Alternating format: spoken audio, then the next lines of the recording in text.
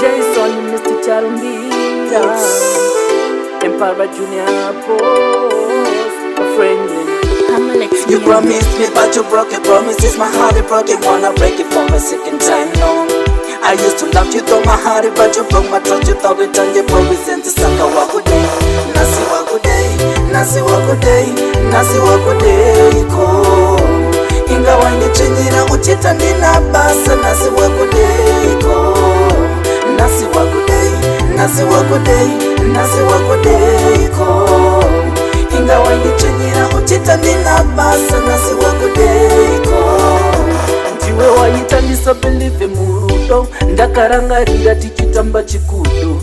Nyaya iya yekuperera zvayakandiita kusiya yandicheka yondisasika. Ndaikuda wakandisiya cheko indochosa kuva matsango. Vapasta vangu vakatiplesa asi wakandichekanera kagomara wakaenda mamamara. Nhasi wakudei, Nhasi wakudei, Nhasi wakudei ko. Ingawa nichinyira uchita ndina basa. Nhasi wakudei ko, Nhasi wakudei, Nhasi wakudei, Nhasi wakudei ko.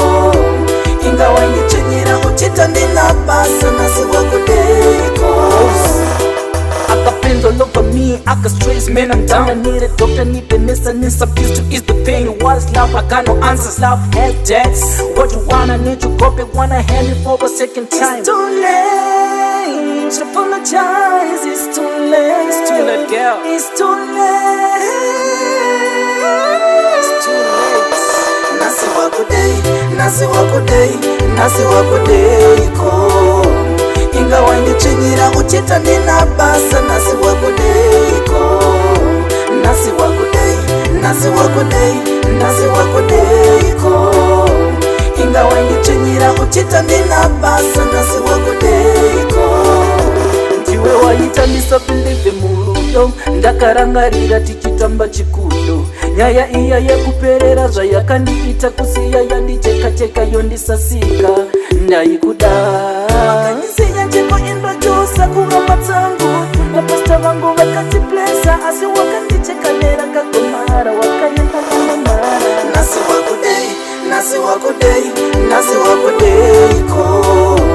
Ingawa nichinyira uchita ndina basa. Nhasi wakudei ko, Nhasi wakudei, Nhasi wakudei, Nhasi wakudei ko.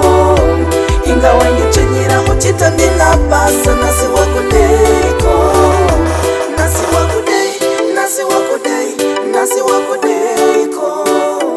Ingawa nichinyira uchita ndina basa. Nhasi wakudei ko, Nhasi wakudei. Super Spice.